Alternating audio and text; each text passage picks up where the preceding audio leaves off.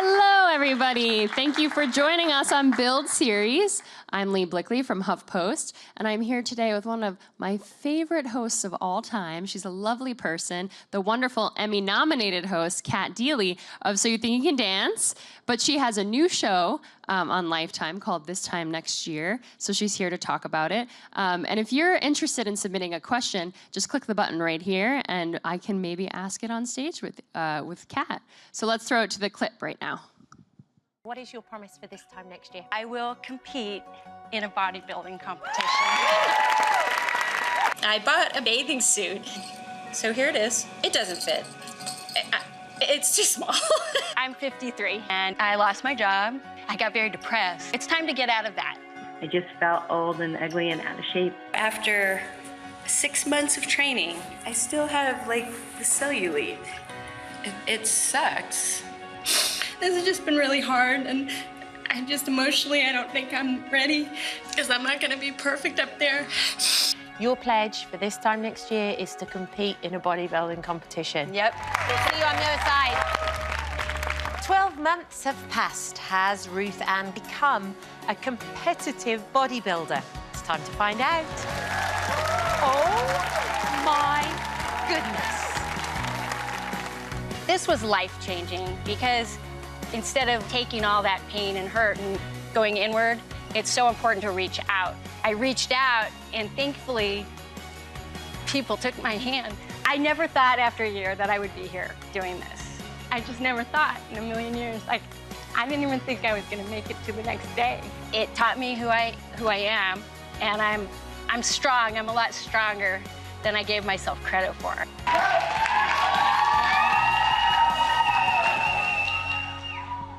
Everybody, welcome Cat Deeley to the stage. Hello. We're so happy to see you. So nice to see you. I know you were here a few months ago for So You Think You Yeah. Can Dance, but now you have a new project, which is making me a little teary. It's very inspirational. Yeah, it's hard not to get teary about it, in all honesty. When they first approached me about the idea, I thought, oh, this is a brilliant idea. It's kind of, I love the idea of it being a bit like Back to the Future, but without the flux capacitor. You can like travel there in 2 seconds flat and see the outcome. And I thought, oh, it's a really, really great idea. But they'd made the show in England, actually, with an amazing presenter there called Davina. And so I was really lucky because it meant I could say, could I see it? Can I see it in action? Can I see how this is going to work? And I watched the show, and I think they had 5 people making pledges on that show. And the very last one was a young man who for his entire life had really struggled with a stutter since he was a little boy. And it was one of those moments where he must have felt like he was trapped in a prison almost. Imagine not being able to express how you feel or say what you want or any of those things. And his pledge was, I am going to go back to my high school and I'm going to give a speech on speech day, which I think is terrifying anyway, like to just go back to your high school and give a speech. And he did it. And he learnt all these amazing techniques and breathing techniques and all different things. And he went on the stage and they put in like a soundtrack to it, and it was like Dead Poets Society and My Captain, My Captain. It was like one of those moments. And I sat on my bed watching it, sobbing. And I'm like, oh my goodness, I've been doing this a very long time, and if this can get me like that, it's going to get other people at home, and I think that's something that people quite like. Like, it's so inspirational, and it doesn't matter what your challenge is or what your pledge is or what your promise is. A lot of it is just taking control back of your life. In some way, shape or form, the world has turned upside down for you, and whether it's events that have happened or surprises that have come along the way, or maybe you've just lost your way a little bit, whatever it is, it's about people regaining control of their lives and therefore regaining their confidence and also the happiness.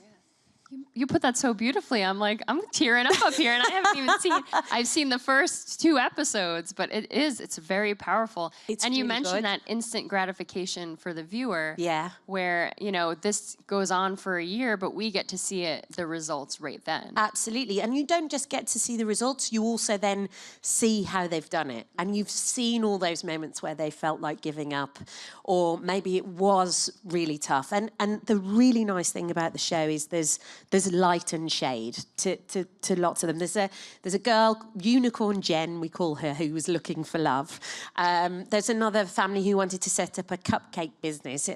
There's light and shade to it. And then there's another guy who, wanted to walk again. He'd been in a terrible accident and had spinal injuries. He wanted to walk again, or people finding their families or having babies, or there's something for everybody in it. I know the first one I saw was the family who pledged to lose, I think it was 450 pounds total together. And, we're all into any kind of story where people are trying to better themselves. But it was so nice when they came out and you actually could see the change. What does it mean to you to be the host sitting there and watching these people? Sometimes they fulfill their journey and sometimes they don't. Well, that's the other really important thing about the show. People don't just come back if they've been successful. Sometimes they're successful and they come back. Sometimes they're not successful and they come back. Sometimes they're halfway or on the road to meeting their challenge, but they come back too. And I don't know how they're going to come back through those doors, because we record the first section first of all, and I do 24 interviews in a day in that same dress. Nice green shifter. Don't even. I want to burn it. There's going to be a ritual burning of that dress. The shoes are always the problem, because even though the shoes were comfortable when I tried them on in the shop, if you wear the same pair of shoes for 5 days straight for 14 hours a day, they hurt. It doesn't matter what shoes you're wearing. You've got to walk across the whole stage. I walk miles. I need one of those little carriageway type that they get in the airport.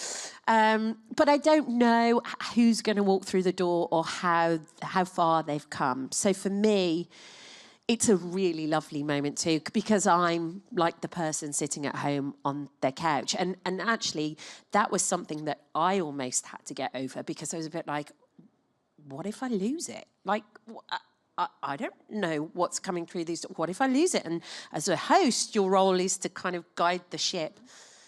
And I was like, you know what? It doesn't matter as long as I'm in the moment. So whether that is laughing like a hyena, jumping up and down, sobbing until I'm like a puddle on the floor, which, by the way, I'm not like a movie star crier at all. There are those women that are absolutely stunning when they cry, and they kind of look off into the mid-distance and one single lonely tear dribbles down when the sweeping violin music plays in the background, and you're like, oh my God, that's so beautiful. I am not that. I am and sobbing, and like vein popping out in my head, snot on the top lip, wobbly chin. So for me, it was like, I have to get over that moment.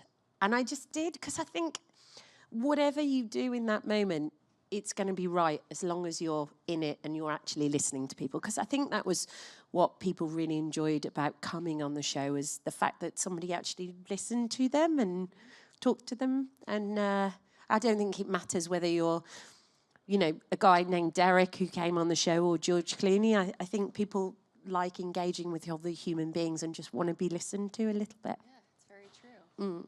Did you find that your experience on So You Think You Can Dance kind of helped you, because you do get to sit down with, the dancers who are going after this dream as well, and hearing their stories and getting to know them? Did that kind of prep you for this time next year? Yeah, I guess it did a little bit. And I think also just doing live television, you know what it's like. You sit here as well. You never know quite what's going to happen.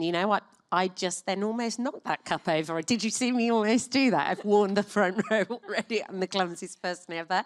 But you never know what's going to happen. But I always think that if you just kind of roll with it a little bit and you're quite honest about it, I don't think anybody minds anyway. But I think definitely doing the live show and doing So You Think You Can Dance helped out.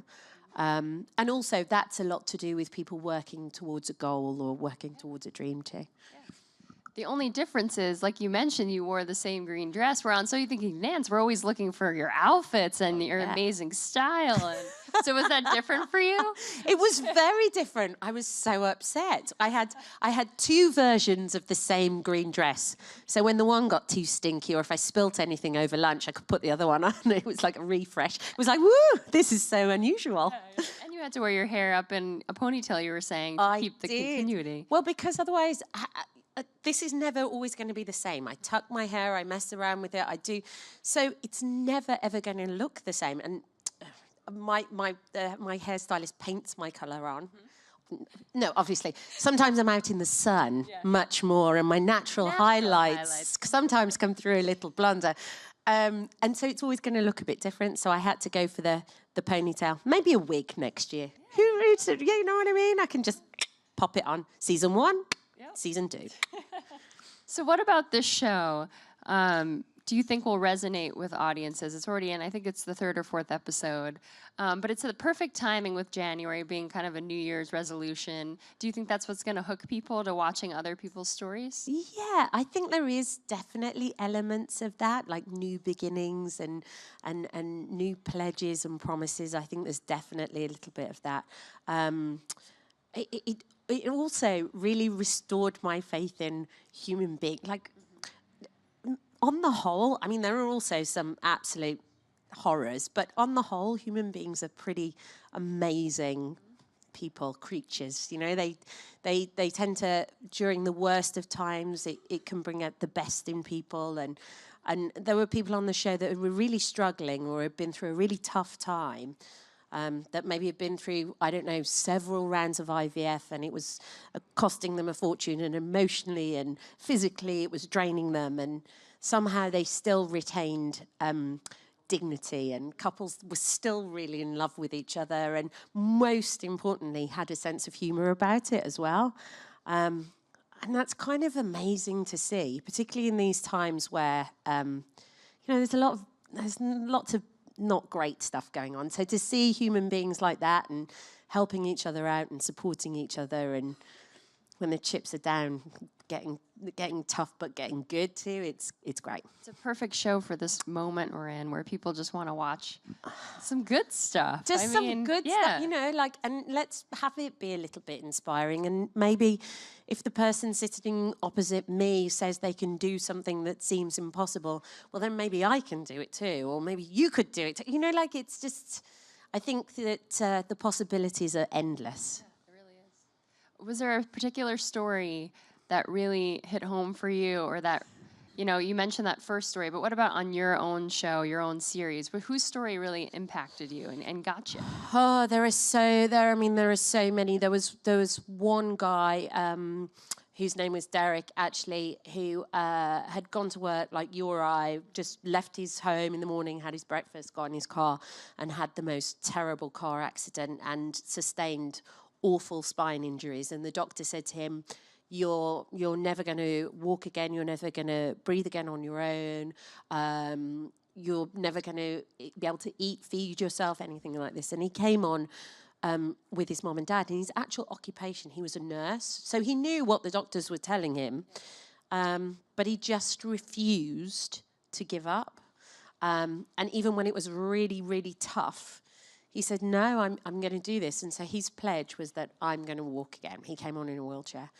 And I don't know whether anybody has done what they've said they were going to do the year later. And so I knew I was introducing him, and I was like, I don't know, I have no idea. And on the show, on the actual show that you saw on TV, because I think it was on the first show, the doors opened and he was standing there with his mom and his dad on either side of him, and he walked over to me, and I sobbed. I was like, oh my goodness, painful thing. And what you actually didn't get to see on the show was it was probably only 10 foot away from the couch where he has to get to these doors, but it took him 3 minutes to make those steps. You don't see that on the show. So every little tiny baby step was a humongous effort to just, and that one for me was, killer. Just describing it, I'm like, oh. I know. And then when he came over and I just squeezed him and he sat down, I was like, oh, that's it, I'm done. Yeah. I'm spent. I'm gone. How many more do we have? How many green dresses do we have? Could you please just lock me in a small room and leave me alone for a little bit just to pull myself together? It's a deep show to be a part of. It is. And, you know, even just being a part of many shows, I'm very interested to know how you kind of, you know, pick projects and balance your career. And you're also a mother, expecting baby number 2. I am. It's very exciting in the spring. Yeah. So that was difficult too, because it's difficult in lots of ways, but I was very, very early pregnant when we did the second, the pickup, where we were finding out whether people had done it or not. And I felt a bit, I didn't feel great. I was very tired, slightly hormonal, and I was talking to people about babies. I was literally like, oh my goodness, I need to go and lie down in a dark room after this. But yeah, it is about juggling. It tends to be if there's something about it that excites me, or something about it that I respond to. Like I said about this show, I sat there crying. And I thought, well, that's pretty good, because if it can do that to me after all this many years working, then it's pretty good. Yeah. And so when do you pick up, you know, So You Think You Can Dance, and when does that all happen with the auditions, and then you have the whole summer to... Well, we're actually still waiting for a pickup as we speak. We're all kind of like, there are negotiations that are currently in place, but I think it would be live in the studio probably sometime August, September or something like that. Oh my God, my summer would be so different without that show. What do you mean you're waiting for a pickup? We're waiting. It takes a lot of negotiation. Like, you've got to get all the pieces in place before it starts. But I can't believe it. If it happens, then it's season 15. Isn't that crazy? My favorite show. Oh, come on then. Let's do it. Let's go, guys. You're watching this, producers. But, you know, you've worked for so many years before you landed the show, which earned you a few Emmy nominations. And so what has it meant to you, looking back when you first started? Did you ever see yourself here hosting? You have this show, you had the other game show with the kids. I mean, you're doing so much great stuff. No, I didn't, in all honesty. And I think... even coming to the States, you don't know if it's going to work. They told me the premise of So You Think You Can Dance, and I loved the idea of it, and I knew I wanted to be a part of it. And you think, you take a project thinking, I think this is going to be successful, and I think this is going to be interesting and something that I really want to do, but you never know. And so, yeah, I never think forward too far, otherwise it becomes a bit too scary. Yeah. You know, you'd kind of, if you think that far ahead, it kind of breeds inertia almost. You don't do anything. So you're better to kind of do almost bite-sized chunks and just go, right, I like this, let's see if we can do that. And then let's keep a lookout for the next opportunity or something new that excites me at the same time. I think that's what it is. I think it's just doing it stage by stage, but keeping your eyes and ears open all the time. Well, you're such an inspiration for someone like me who looks to you, especially in, you know, it's kind of a boys' club, the hosting gig. We see a lot of men on TV, but it's nice to see a strong woman up there doing many different shows. Yeah. What has it been like to be kind of in that bubble where you have, you know, the Jeff Probsts of the world, but you also have the Heidi Klums and the Cat Deeleys? You know what? It's great. I mean, I do think it should be, you know, down to merit, and of course everything should be equal. I mean, we do everything that the guys do, but we do it in 5-inch heels as well. So let's, you know, that's quite tricky for someone like me that struggles to walk from the back of the stage to the front without tripping up. But you know what? It's great. The more women that are within the industry, the better it is for everybody. I mean, we make up 50% of the population. You know, it should be 50% of what you see on TV. Yeah. And how are you feeling, you know, talking about that a little bit, within this Time's Up movement that's happening in Hollywood, and seeing all the women from all different industries, not just Hollywood, kind of standing up for our rights and what we deserve as women? Yeah, I mean, absolutely. I think now, it's discussion that should be made open, you know. But I think that there's ways and means to talk about it as well. I think all the facts and figures have to be out there. You can't just throw throw figures out there and try and make people understand. You've got to have all the knowledge available to you. And I feel like it's great, and that's how I'm bringing up my son. I wouldn't have him thinking, well, just because I'm a man, I should be paid more. Never, you know. So I think also there's a generation of mothers that are bringing up their sons to fully appreciate that, and so it will almost become an irrelevant conversation, hopefully at some point. But we've got to have the conversation first of all. We do. Does your son watch you on TV, and does he know what your job is? A little bit probably, but he's not interested in me. He's interested in Old MacDonald, and he likes Bob the Train. And even if I've taken a video of like me and him doing something, he'll be like, no, mama, Bob the Train. So everything is like, no, mama, Bob the Train. So there's all different. He kind of probably knows his dad. His dad is on TV back in the UK as well. So I'll say that's Dada on the TV, and he kind of knows him being on the TV more because the last time we were back, it doesn't air in. No, the UK. But even that got a little bit embarrassing at one stage. We flew back from the UK with him on a couple of weeks ago. Actually, we've been back for Christmas and to see all the family and everything, and we were a bit delayed. So, and it's an 11-hour flight, an 11.5 hour, and my son is 2. And so he constantly wants to run around. He's a toddler. He's just normal things. Anyway, the flight was delayed. We finally got on the flight. It was still delayed. He's sitting in his car seat, and we're on the aeroplane. And the safety video is all different famous actors, actresses, personalities doing bits of the entertainment video. And so everybody's quiet because they're bored and they just want to get on with it. And he's sitting there, and it's the one where Gillian Anderson does a little bit, and then they say, oh, lighten up, Gillian, and they do another bit. And anyway, Gordon Ramsay comes on, and Gordon Ramsay goes, and, you know, safety masks will fall from the ceiling when you... And Milo screams at the top of his voice and points and goes, Dada! It's like... The kid knows something I don't know. That's not, no. And everybody on the plane, and then he goes off again, and then Gordon Ramsay comes back on again, and he shouts Dada again.